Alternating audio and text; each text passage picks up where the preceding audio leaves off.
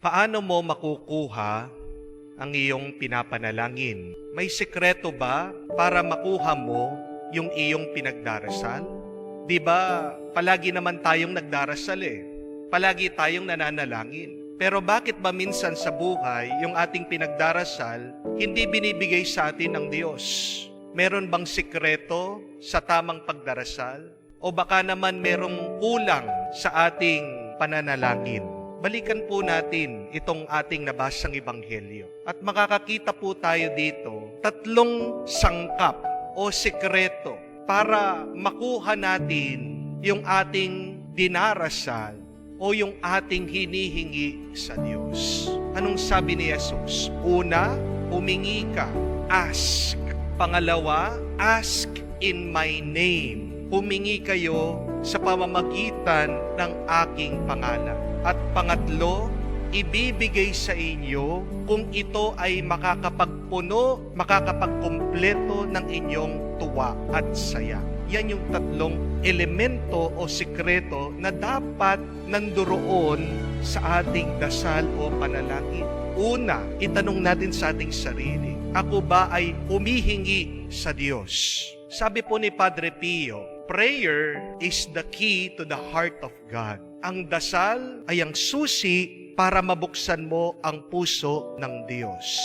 Ganda po, no? Bakit minsan meron tao, hindi siya humihingi, nag-e-expect lang siya, hindi siya nagdarasal? Sino itong mga taong ito? Sila yung mga taong nabubuhay sa kasalanan. Pag ikaw ay nagkakasala, pag ikaw ay may kasalanan, pag masama ang iyong puso, hindi ka magdarasal. Hindi ka lalapit sa Diyos. Pag tayo po ay nagkakasala, isipin nyo, nawawala natin yung susi sa puso ng Diyos. Kaya nga, ang mga nagkakasala, hindi mabibigyan dahil hindi naman sila humihiling. Hindi naman sila nagdarasal. Kung gusto mong mabigyan sa iyong pagdarasal, sa iyong hinihiling, anong kailangan mong gawin? Kailangan mong magpakumbaba. Kailangan mong magsisi. Kailangan mong iwanan ang kasalanan.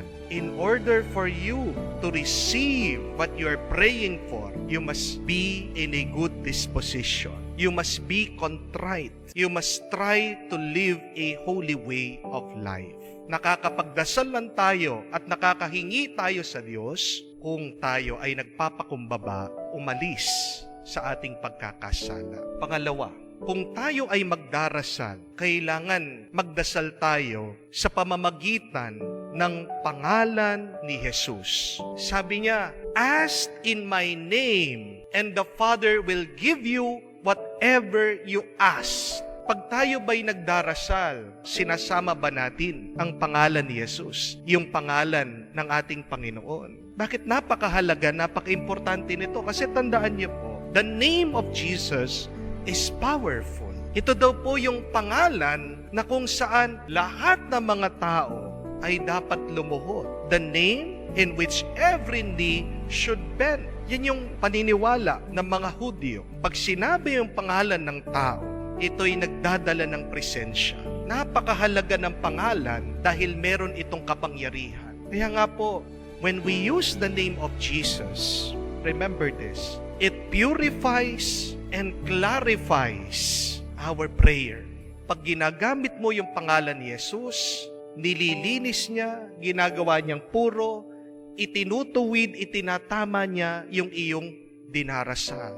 Halimbawa na lang po, sa tingin niyo po ba, ipagkakaloob ng Diyos yung panalangin kung ganito nananalangin yung tao? Lord, sana po hindi ako mahuli ng aking asawa na nambababae. In Jesus' name, sabi niya. Sa tingin niyo po ba sasagutin ng Diyos yung ganitong panalangin? In Jesus' name, sana hindi ako makulong sa pagnanakaw ko dito sa opisina sa aking trabaho. Isipin niyo po yun. Di ba? Pag ginagamit mo yung salita ng Diyos, tapos sinasama mo dun sa iyong kagustuhan, nagiging malinaw sa iyo ang kagustuhan ng Diyos. Nagiging malinaw sa iyo kung tama ba o mali yung iyong hinihiling. Amen? In Jesus' name, Lord, pagalingin mo ako.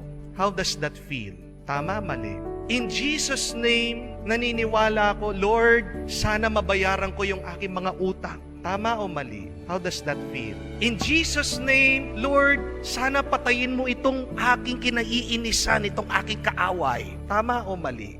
Nararamdaman mo? Mali. Di po ba? Anong ginagawa ng pangalan ni Jesus pag sinasama natin dun sa ating panalangin? Nililinis yung ating panalangin, itinatama yung ating kahilingan, itinutuwid yung ating kagustuhan sa kagustuhan ng Diyos.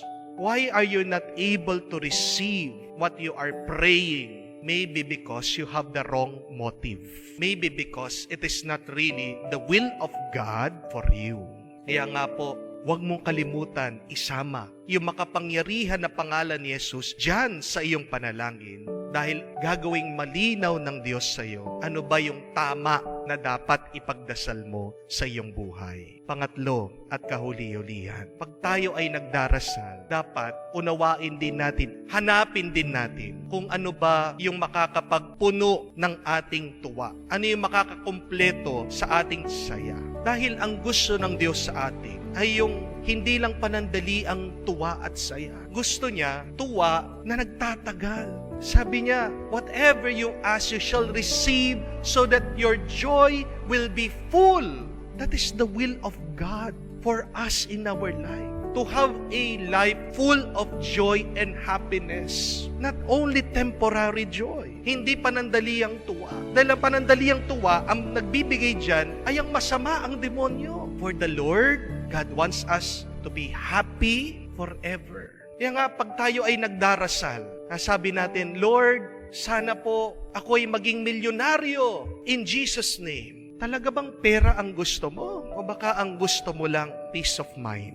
Talaga bang pera lang ang gusto mo? O baka ang kailangan mo lang yung wala kang sakit na nararamdaman sa iyong pangangatawan? We could pray, Lord, sana po magkaroon ako ng magandang bahay, magandang sasakyan, magandang trabaho. In Jesus' name, there's nothing wrong about that.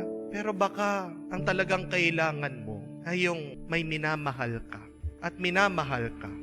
Baka ang tunay na makakapagpuno sa iyong buhay ay yung nagmamahalan kayo ng iyong asawa, ng iyong pamilya. What the Lord gives us is fullness of joy.